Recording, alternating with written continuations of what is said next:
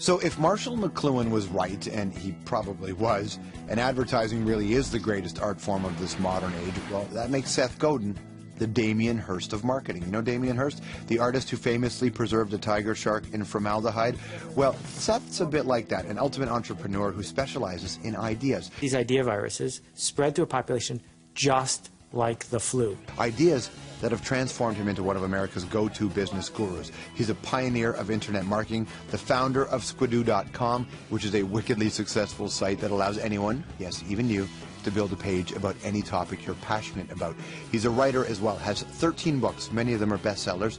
The latest two, Poke the Box and We Are All Weird. And now with pretty much the whole year in front of us, Seth's got some pretty brave predictions about what lies ahead. First things first. Things don't look good for advertising executives, those real-life mad men and mad women. And when it comes to your job, the idea of keeping your head down and doing what you're told, over. He says we're all going to have to change, or never mind the race at the top. You'll be racing to the bottom. Please welcome Seth Godin. Nice to see you, man. Good to see you. Thank you. Welcome to the show.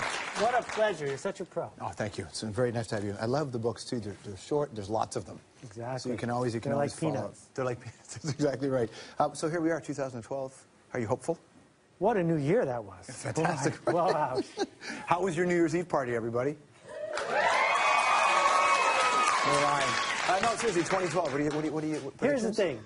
The recession is a forever recession. You think There's so? a cyclical recession that comes and goes, but there's this other thing, and it's the end of the industrial age. It lasted for 80 years. For 80 years, you got a job, you did what you were told, you retired. And good people could make above average pay for average work. And it ended. And so 2012 is not going to be more of the same. It's going to be worse of the same in that the industrial age is going away and a new thing is going to take its place. It doesn't strike me as we're a group of people who are prepared for this new thing yet. Totally unprepared. Absolutely. Because our schools, our systems, our retirement things, our taxes are all built around this notion of doing what you're told. And now we don't know what to do because it's a revolution. And so what do you think we should do? Pick yourself. Don't wait for someone to pick you. If you have a book, you don't need a publisher to pick you. You can publish it yourself. If you want to write, write. If you want to sing, sing. If you want to start a movement, start a movement. But this shift is that it doesn't matter whether you own a building or own a big company. You can now make an impact if you want to. Well, there was this idea that people think the government owes them a job, or at least owes them the opportunity to get a job. Has that changed? Well, I think the thinking hasn't changed at all, because that's what we grew up to believe, that this notion of you pay your taxes and you do what you're told and there's a pension and a safety net is hardwired in. Andrew Carnegie, Henry Ford, all those guys built it into the system. And now it's starting to crumble, and the jobs are moving. There's a McDonald's in California. You pull into the drive-thru, and you say your order, and you can see the guy 12 feet away who's flipping burgers. You're not talking to him. Yeah. It goes over TCP/IP, through the internet, and a satellite to someone in South Dakota who's making 12 cents less an hour, who types in what you said and back over, because they could save 12 cents doing that. So there's this race to the bottom. And if you're going to say, I'm an average guy doing average work, we'll find someone cheaper than you.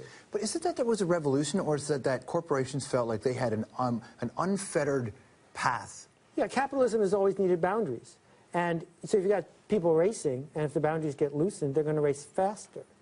The alternative, though, which I'm much more interested in, is the race to the top.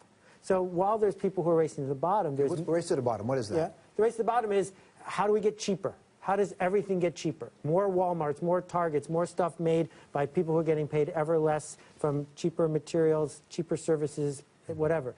The problem with the race to the bottom is you might win, which really sucks, right? Totally. The alternative is to race to the top. And some people are getting to race to the top because the internet and this revolutionary connection engine that we're all living with says if you can figure out how to do something interesting or unique or noteworthy, people will find you and pay you extra. Because you're not like everyone else, but cheaper. You're different than everyone and more expensive. Yeah, but the whole system needs to change. Yeah. Wow. Do you really... Like it or not, it's all turning upside down. Is this one of the things like the record business where, regardless of how we feel, it's going to change? Do you think it will change? Yeah. So the record business was perfect, George, in 1972. Everything about it was perfect. Rolling Stone magazine, American Top 40, Billboard. Right to the late mid-90s, yeah, then right? Yeah. Gone, all at once. More music now, by more musicians, listened to more often by more people. All of that's great, but the industry that made it, gone. And so the same thing is going to happen to Canadian Tire, and the same thing is going to happen to Tim Hortons, and the same thing is going to happen to the local hotel and everybody else. They're either going to have to choose that we're just like everyone else but a little cheaper, or they're going to have to say we're the only one. Like Rita's Candy Shop, halfway between here and Algonquin Park. Yeah. Rita's has a line out the door all summer long. She and her husband make hundreds of thousands of dollars, even though there's all these other places on Highway 11 that are struggling, because they're all the same. But there's only one Rita's. It's like Weber's if you're going north as well. Right next door to Weber's. That's right. Exactly. Algonquin Park's big in your life, isn't it? Yeah. And when did you first go there? 1970, when I was 10 years old. There's a whole run of American guys who went up to Camp Erewhon, right? Yeah. So when you first got there, what did you think of Algonquin Park? Well, you know, when you're 10 years old, all you want to do is go home because you're homesick. But then you look around and there's beaver and moose and trees, and that wears off when you're 10 years old after a couple hours. But the first time you see a moose, it's crazy, right? Yeah, this is like unbelievable. Like the second day, there was a bear in my cabin. But what really transformed me was there are these 16-foot-long handmade cedar strip canoes. And at one point in the 50s, still in the 50s, it was the #1 vehicle in all of Canada was the canoe. And a 16-foot-long canoe is really big. If you're 10 years old, you've never piloted something that big yourself. Maybe a bike, but that's it. Yeah.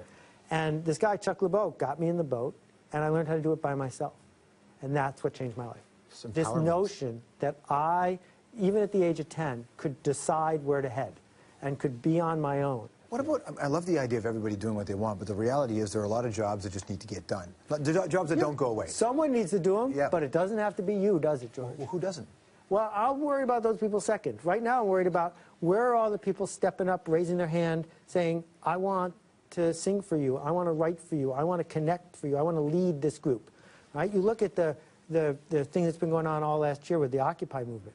One of the interesting things about it is 24-year-olds, for no money, stood up and said, follow me. Yeah. Not all of them, just a few. Well, we can replicate that by organizing people, First Peoples, or organizing people who are really into listening to vinyl records, or whatever it is you care about. What do you think, you know, the idea of going out and doing stuff, though, and making yourself happy, doing what you want, people are just conditioned to be afraid of things, and I think our parents' generation really beat that into us. Yeah. You need stability. Like, people are just afraid of failing, isn't that it? Well, understand 20,000 guys, mostly men, at Ford Motor Company lost their job on one day. Yeah. All of them had done everything they were told, and they all lost their job. So don't tell me stability is stable, because it's not. There's part of our brain right back here, the amygdala, it's the prehistoric brain, the lizard brain. It's in charge of revenge and anger and reproduction. It's the one that makes you change your outfit before a blind date and eat a whole chocolate cake when you're depressed. Isn't it like reproduction and anger and revenge are together? Exactly, all in one little wild animal kind of thing. So you need to recognize the voice of that lizard. When it speaks up, when it freaks out because there's turbulence on the plane or because you're worried your boss's caller ID's on the phone, you need to say to the voice, thanks for letting me know, now let's move on, as opposed to having this fight with it, because that's what freezes us up. It's got a couple of books, We're All Weird and Poke the Box.